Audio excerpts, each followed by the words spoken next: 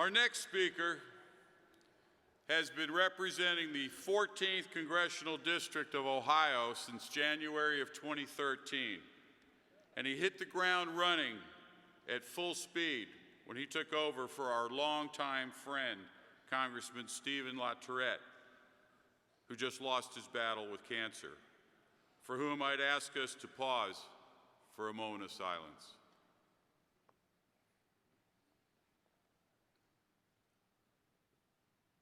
Thank you. Congressman Joyce isn't just standing with us on issues that matter. He's leading the charge with his colleagues on both sides of the aisle. He knows that when it comes to good jobs and to a strong postal service, it's not about party lines. Ever since he arrived, he's been leading the dialogue with the Republican Party on the importance of preserving services, innovating to serve communities, and most importantly, standing with the workers that he represents. When it comes to maintaining six-day delivery, door delivery, and restoring service standards, he doesn't just sign on. He's the first in line to lead the fight as the original co-sponsor of both our door delivery and service standards resolutions.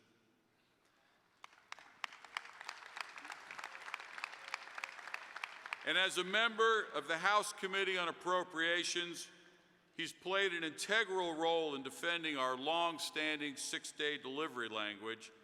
And if you tune into the committee's coverage, you'll find him in that committee room educating his colleagues on why services must be preserved. He understands that the Postal Service is not only vital to parts of his rural district, but also to millions of small businesses and households throughout the country.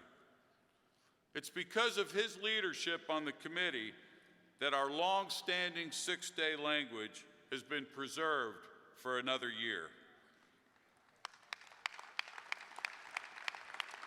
And it's also the reason that this year the committee was able to demonstrate overwhelming support for restoring service standards.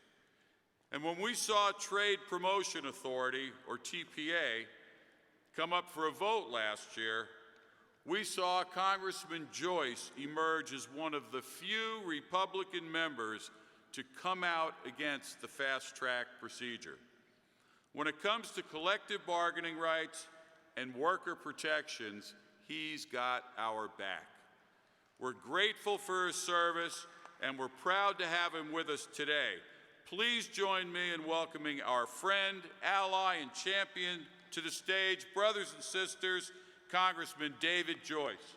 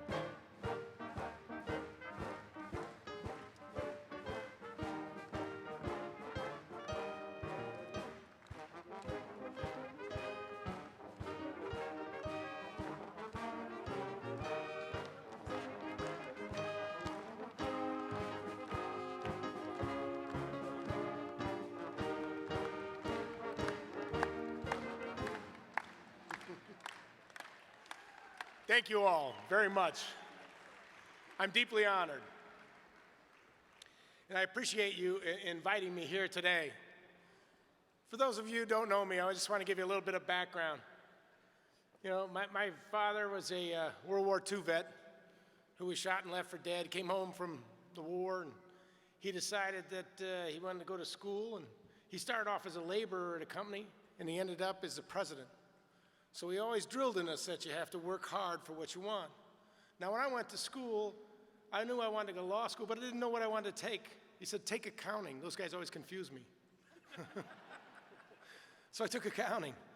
And then when I was in law school, I studied nothing but taxes. But I had this Perry Mason thing where I wanted to try cases, and I ended up as a prosecutor. And I did that for 25 years. But, you know, the prosecutor thing was nice because you're used to dealing with facts, and you're used to dealing with issues, and coming to resolutions, and we get things done. And after the 25 years of doing that, when my good friend and dear friend, Steve LaTourette, decided he was going to retire, I decided I was going to go try to fill his shoes, as hard as that was going to be. And one of the things that I did when I got there was they wanted to put me in judiciary or other committees, and I said, no, I want to be in the things that matter, appropriations, or something to try to get our country back on track. And so you see, I'm used to facts. And one of the things that, you know, I got when I first got there was I met a group from the letter carriers.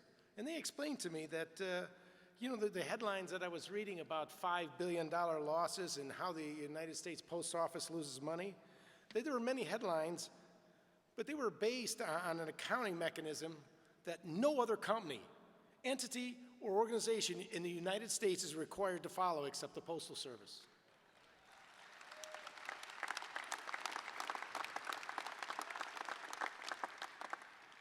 And I tell you, those are the kind of things that I paid attention to real quick, because this simple accounting mechanism sold me on why I need to fight for you guys.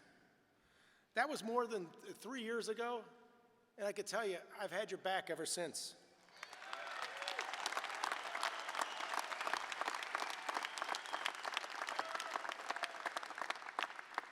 But I didn't do it alone. Like anything, the best work is teamwork.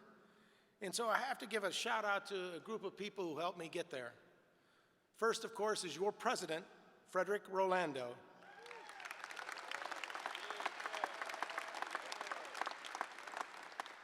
Your Ohio State chair, or our Ohio State chair, John Dice.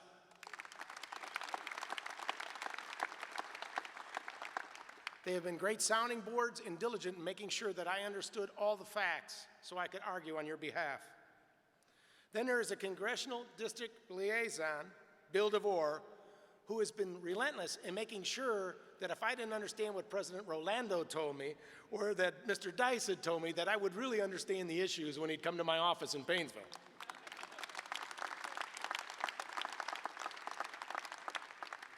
But lastly, there's a young lady that you have working for you in Washington, D.C., who I'm honored to work with. And as we fight for some of these issues, I'll come back from appropriations hearing. She'll be in my office working with my team to make sure we get out the message on your behalf. And I got to tell you, she does a great job of making sure that we understand your issues, other members understand your issues, and we're working to solve them. And that's Corey Keller from your D.C. office.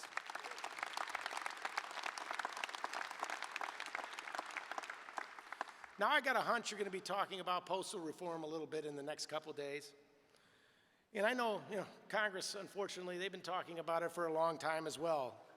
For my short-term time there in Congress, I've heard it come up. But, I'm an optimist generally. And my good friend who's wearing his Cleveland Cavaliers jersey, God bless you. Yeah. For 52 years, I was waiting for a champion. We finally got one this year.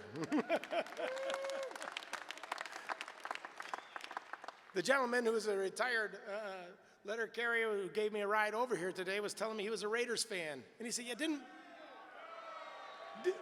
didn't we beat you in sometime in a playoff? And both Tim and I knew the play that was called that we lost on. Yes, yes, you did. So you see, every year we'd fight and we'd hope that maybe this would be our year. And finally it was our year. But I don't think we're going to have to wait 52 years to get postal reform done in Congress.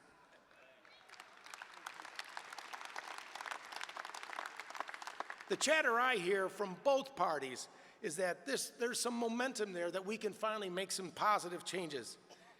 And if it's going to be, if we're going to get it done, it has to be reflective of your needs. And I'd give you a piece of advice. Reach out to both sides and continue to reach out and educate your congressional members on how important this reform needs to be. There are people like myself who every day want 6-day delivery to continue. We want to see door-to-door delivery continue, and service standards, high service standards, remain in place.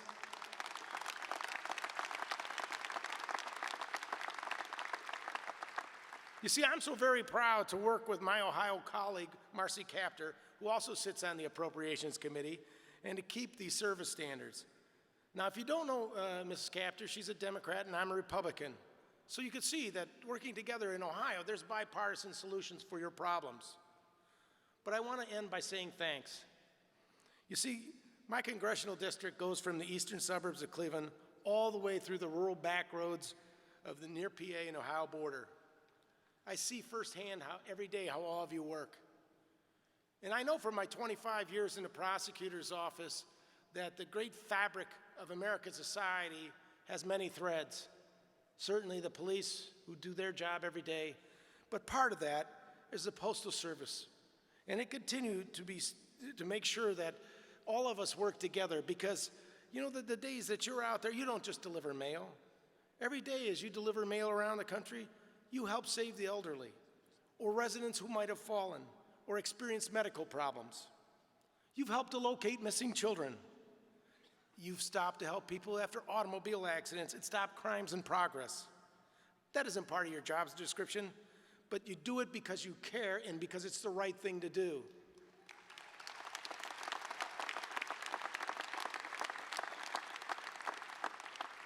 So as I tell my brothers and sisters, again, I want to thank you for your work, but I tell them the same thing. This isn't some city post office. This is the United States Postal Service, and we want to have the best service, meaning the highest standards in the world. Thank you all for what you do every day. God bless you all. May God continue to bless the great country of America. Thank you, Congressman. Appreciate you being here. Come back.